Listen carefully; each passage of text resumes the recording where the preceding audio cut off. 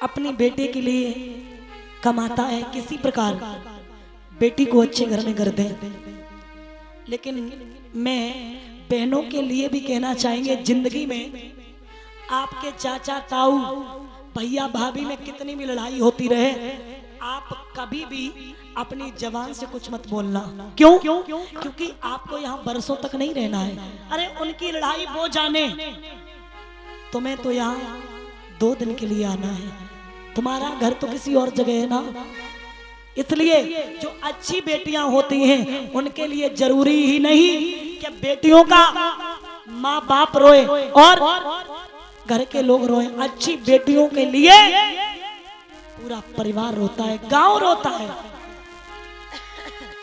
और महाराज, जब एक बेटी का बाप रिश्ता पक्का करके आता है तो वो बाप अंदर से टूट जाता है, चेहरा उसका उतर जाता है। तो बेटी उस वक्त पूछती है कि पापा क्या आज किसी ने ज्यादा मांग लिया?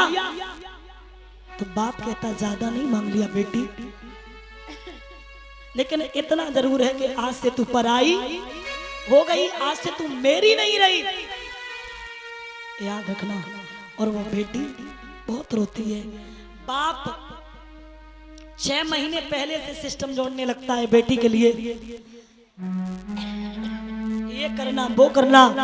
बेटी सज धज के जयमाला स्टेज पे पहुंच जाती है, लेकिन बाप को जब ढूंढा जाता है कि पिता आए और आशीर्वाद दे, जब पिता आशीर्वाद देने के लिए जाता है तो पिता के कपड़े मैले कुचैले और फटे पुराने, वो बाप कपड़े बदलना भी भूल जाता है इस वक्त।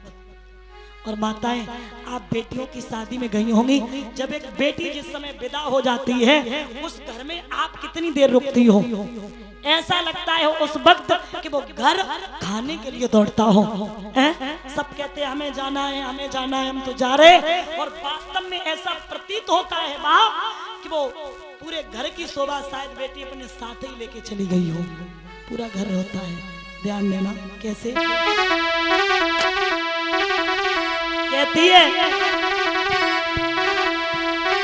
बबुल मेरी जन्म नगरिया और काहे रहे हो छोड़वाई। बबुल मेरी जन्म नगरिया काहे रहे हो छोड़वाई।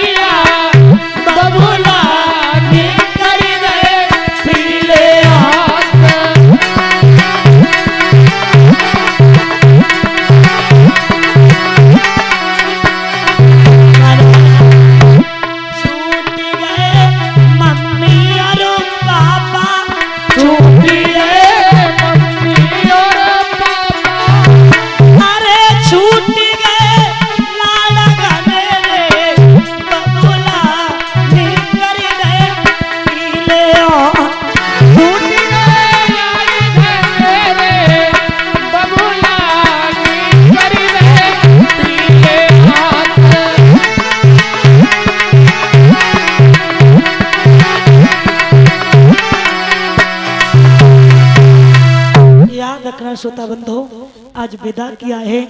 देवकी वहां पैदल पैदल जाने लगी और जब पैदल जाने लगी है तो मेरे प्यारे श्रोता बंधो बहुत राजकंस ने जवाब दिया, बहन कब तक चलोगी, मेरे रथ में बैठ जाओ।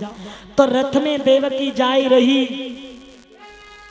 पीछे को एक रसाला है, ताकि पीछे कंसराज वसुदेव के घर का साला है।